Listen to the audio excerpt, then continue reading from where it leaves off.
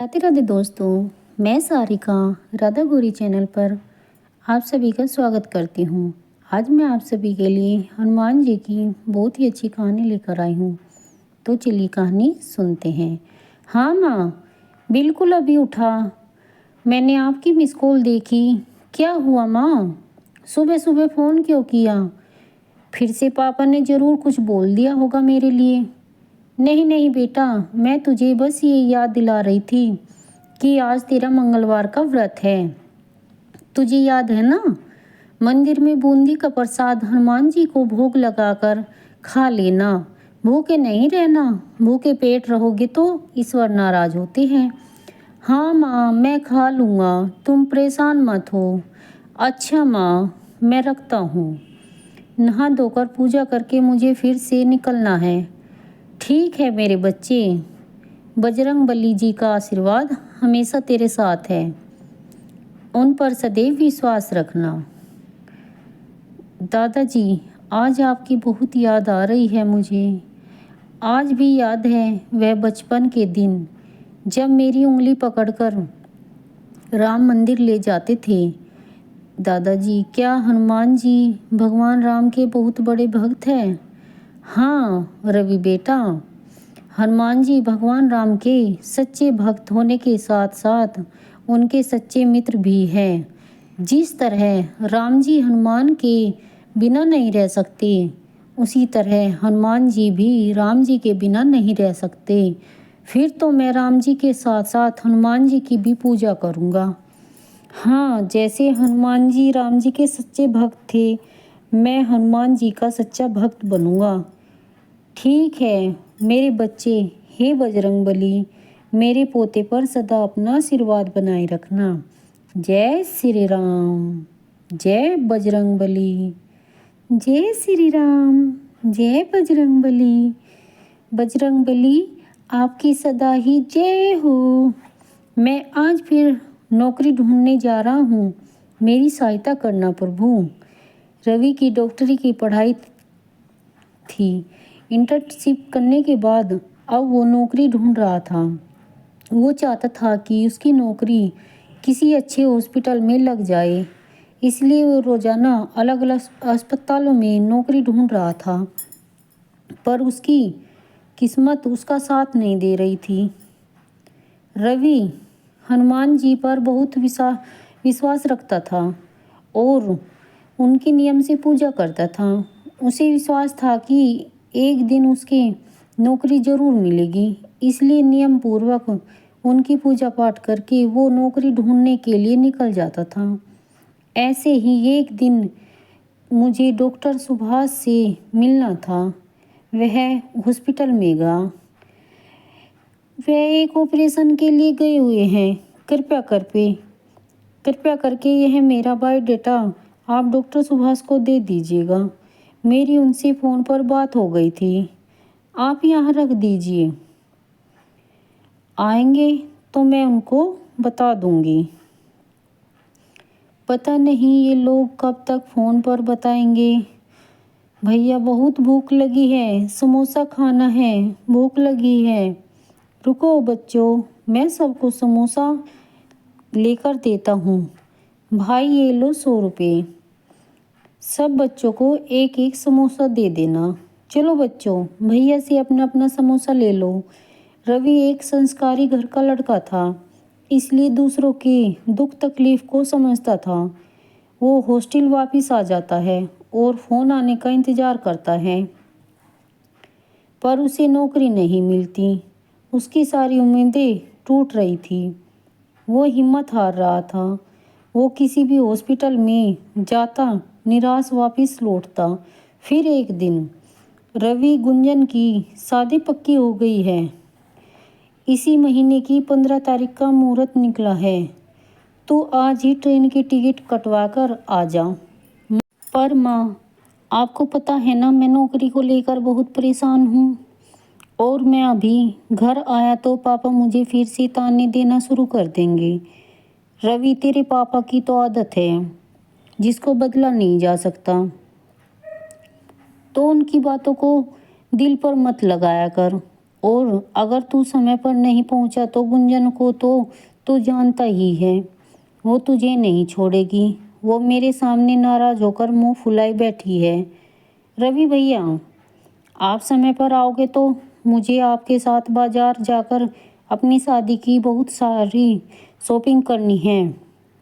पापा को तो आप जानते हो, हर बात में टोका-टाकी करते हैं। यह क्यों खरीदा, ये क्यों लिया, ठीक है ना? अच्छा, मैं कल शाम तक घर पहुंचता हूँ। रवि का मन उदास था। उसकी नौकरी आखिर कब लगेगी? पर गुंजन की शादी में भी घर पहुंचना जरूरी था, इसलिए रवि ने ट्रेन की टिकट कटवाई और घर पहुंचकर अपनी बहन गुंजन की शादी की सभी रस्मों में हिस्सा लिया। गुंजन की विदाई के बाद रवि के पापा ने फिर से रवि को सुनाना शुरू कर दिया। कब तक नौकरी लगने का इरादा है? मुझे समझ नहीं आ रहा तुम्हारी नौकरी अब तक क्यों नहीं लग रही। तुम्हारे साथ का राजीव दिल्ली में ही एक बड़ा सर्जन डॉक्टर है। तुम दोनों ने एक साथ ही तो पढ़ाई की थी। माँ, मैं वापस हॉस्टल चला जाता हूँ। मैं अपना सामान पैक करने जा रहा हूँ। सुनो जी, इतने वक्त बाद रवि वापस घर आया है। कुछ दिन और रुक जाता। अब उसकी नौकरी नहीं लग रही तो उसमें उसका क्या दोष है?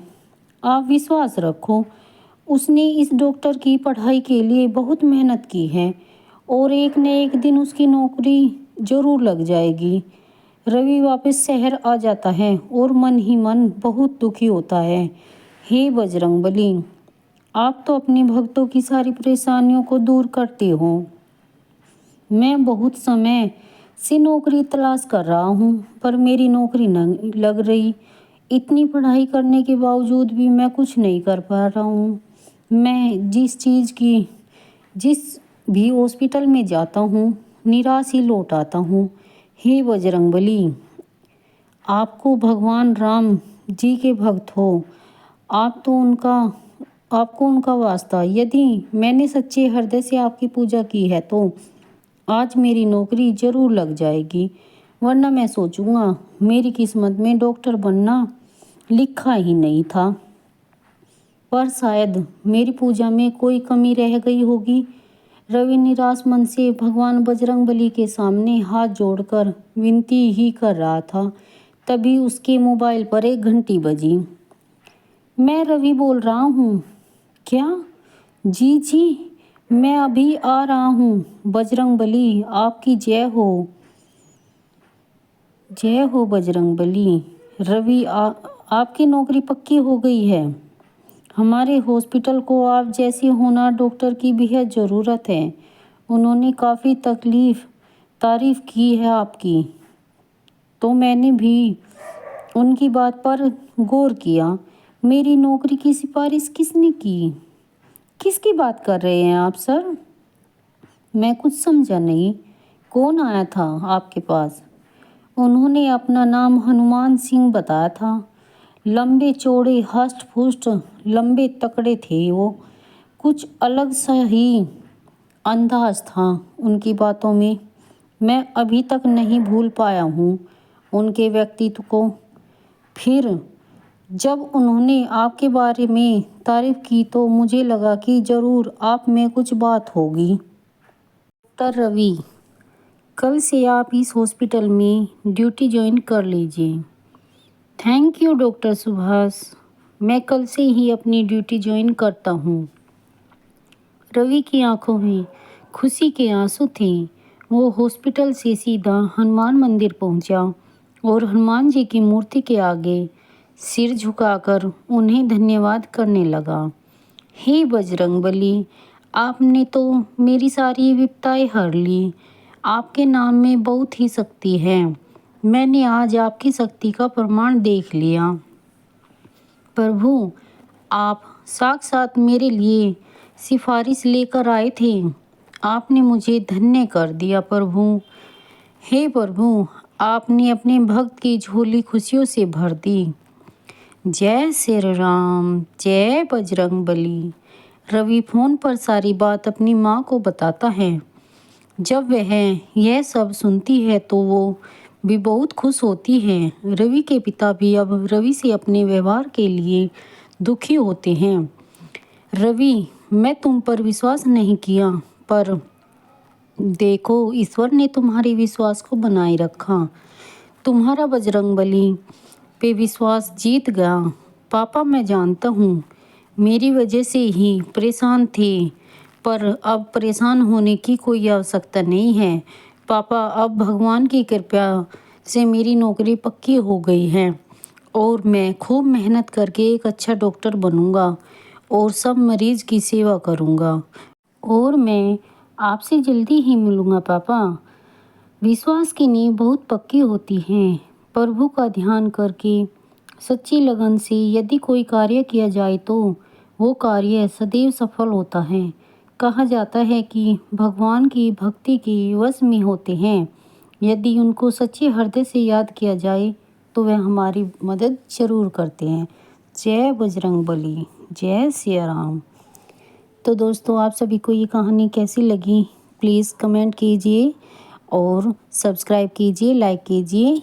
धन्यवाद।